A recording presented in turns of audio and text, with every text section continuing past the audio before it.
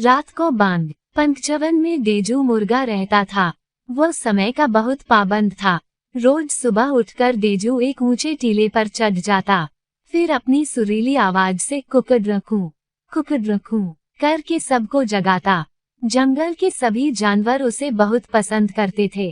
पंचवन में एक मक्कार उल्लू भी रहता था। नाम था उसका बोनू। बोनू देजू की इज्जत होती देख मन ही मन जलता था, पर वह कुछ कर न पाता था। बोनू उल्लू ने एक तरकीब सोची। उसने धीरे धीरे देजू मुर्गे से दोस्ती बढ़ानी शुरू कर दी। वह रोज मुंह अंधेरे उठकर देजू के घर के बाहर आ बैठता। वह उसके जागने का इंतजार करता। देजू उठता, ऊंचे टीले पर चढ़कर बांग लगाता। तब बोनू भी उसके सुर में सुर मिलाकर घू घू करता। देजू सोचता, बोनू मेरा सबसे सच्चा दोस्त है।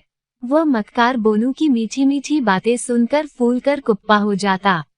एक दिन भोजन की तलाश में देजू बहुत दूर निकल गया। खाने को कुछ न मिला तो उसे बहुत निराशा हुई। सूरज डूब चुका था, भूख से उसका बुरा हाल था।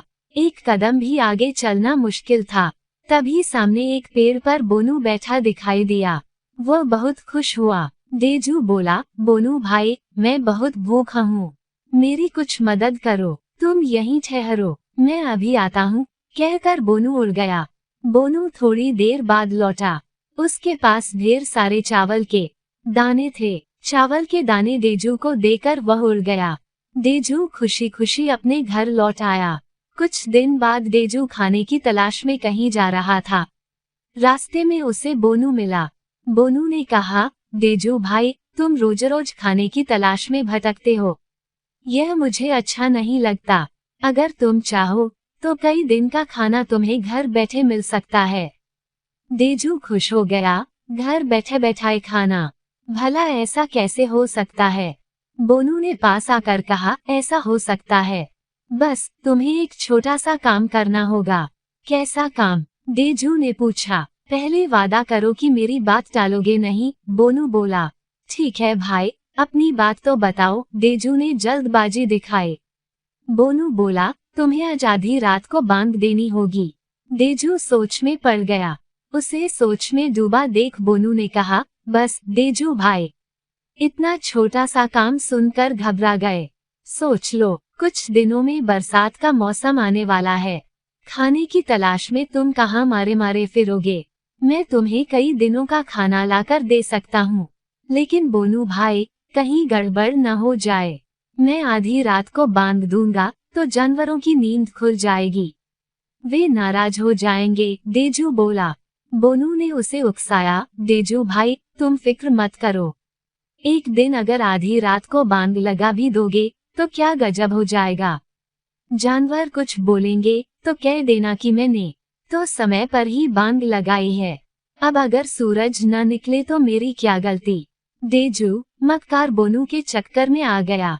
वह खाना पाने के लालच में आधी रात को बांग देने को तैयार हो गया। आधी रात का समय था।